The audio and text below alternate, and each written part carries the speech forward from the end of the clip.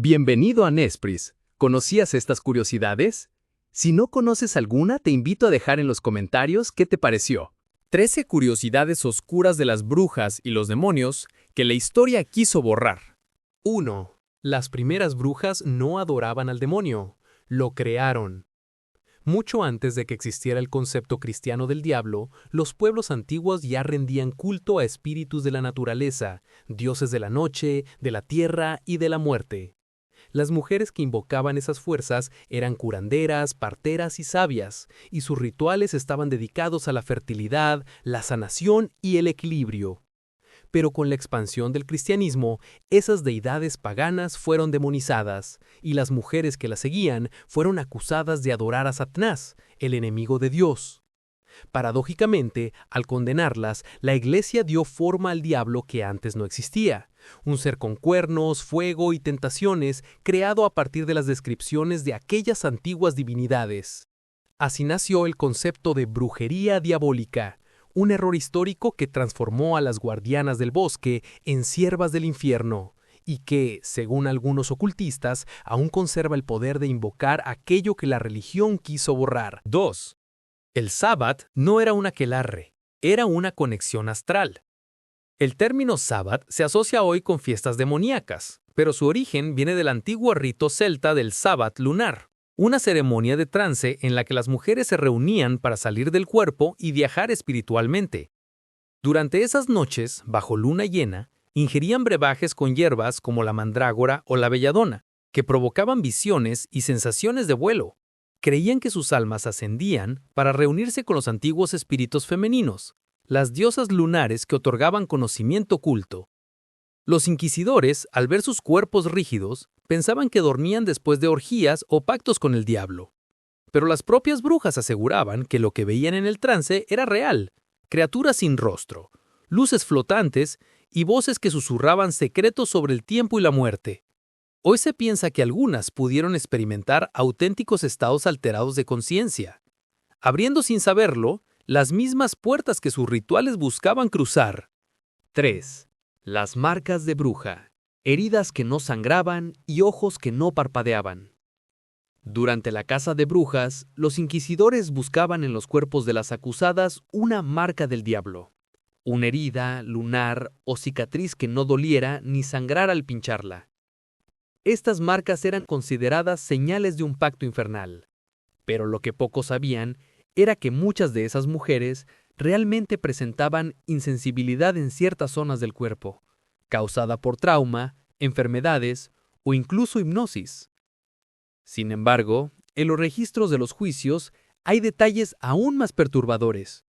Testigos que afirmaban haber visto a las brujas con pupilas completamente negras, o que sus ojos no parpadeaban nunca, como si algo las observara desde dentro. Los inquisidores lo tomaban como prueba de posesión, pero algunos investigadores modernos lo asocian con rituales de trance, tan profundos que alteraban la percepción corporal. La frontera entre lo espiritual y lo físico se rompía, y en esa grieta nacía algo nuevo, algo inhumano. 4. Los libros prohibidos, grimorios escritos con sangre. Las brujas medievales eran acusadas de poseer grimorios, libros de magia con conjuros escritos con sangre humana. Aunque muchos fueron falsificaciones creadas por la Inquisición, algunos textos auténticos, como el Picatrix o el libro de Honorio, contenían fórmulas reales de astrología, alquimia y necromancia. Se decía que los textos más poderosos no podían ser leídos en voz alta sin invocar algo. Según la leyenda, los grimorios verdaderos no eran escritos, sino dictados por sombras durante sueños o trances, y las brujas debían escribirlos al despertar, antes de que el sol saliera. Por eso muchos de ellos comienzan con frases como «esas palabras no son mías» o «me fueron susurradas por la noche». Quienes intentaron leerlos sin preparación, según los mitos, enloquecían o desaparecían. Algunos juraban que el libro se reescribía solo cada vez que alguien lo abría, cambiando el nombre del lector por el de la autora original. 5. El origen oscuro de la escoba, el instrumento que unía carne y espíritu. El símbolo más icónico de la bruja, la escoba, tiene un origen mucho más perturbador de lo que se cree. En los antiguos rituales agrícolas, las mujeres barrían los campos para despertar la tierra antes de la siembra, elevando sus escobas como si volaran para bendecir los cultivos. Pero en las ceremonias secretas de los aquelarres, ese acto adquirió otro significado. La escoba se convirtió en el símbolo del viaje entre mundos.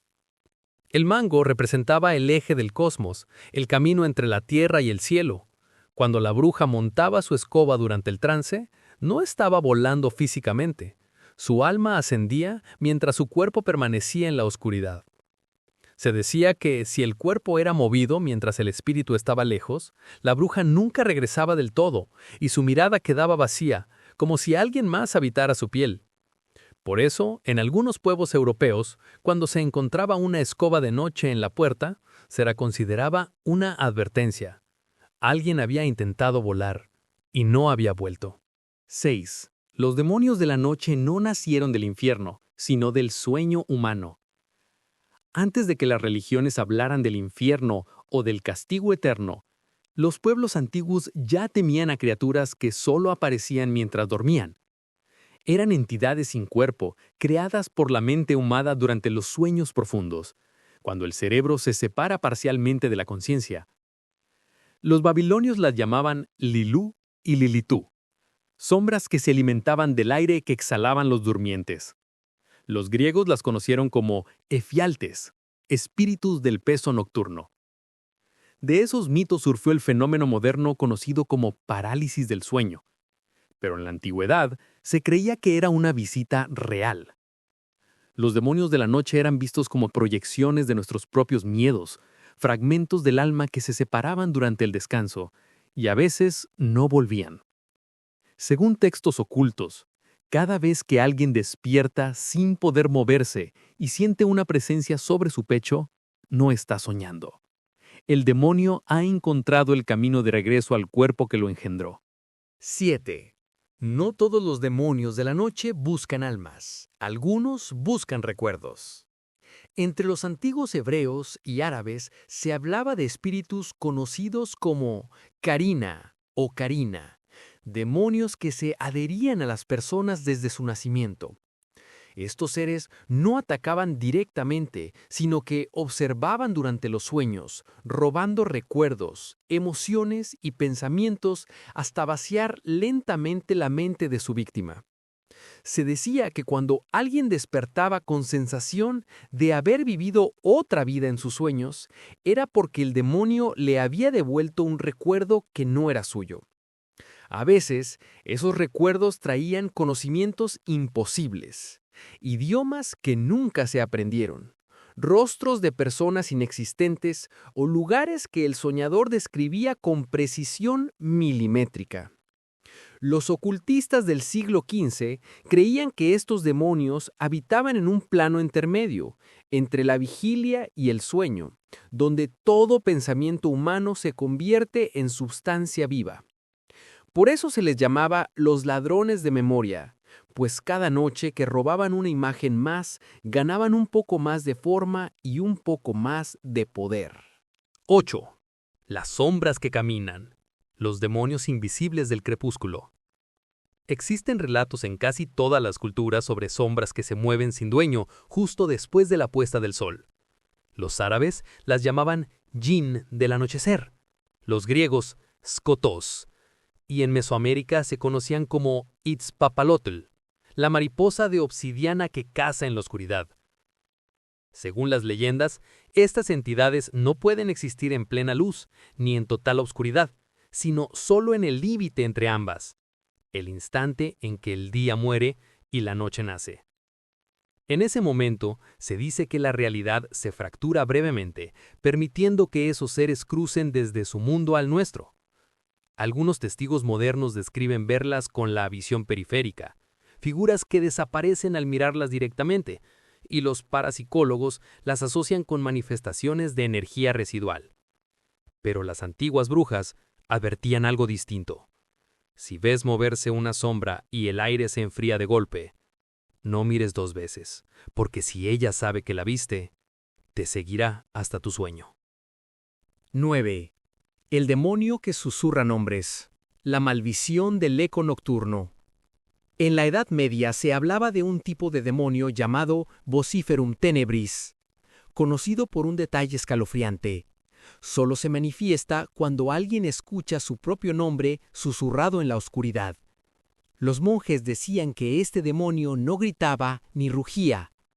Se alimentaba del miedo más puro, la certeza de no estar solo. Las víctimas escuchaban su nombre 1, 2, 3 veces, cada vez más cerca, hasta que el sonido se convertía en una voz idéntica a la suya. Los registros de conventos y abadías mencionan casos donde los afectados comenzaban a hablar con ecos invisibles, como si respondieran a sí mismos. El último susurro siempre era diferente. Era una invitación. «Ven conmigo», decían.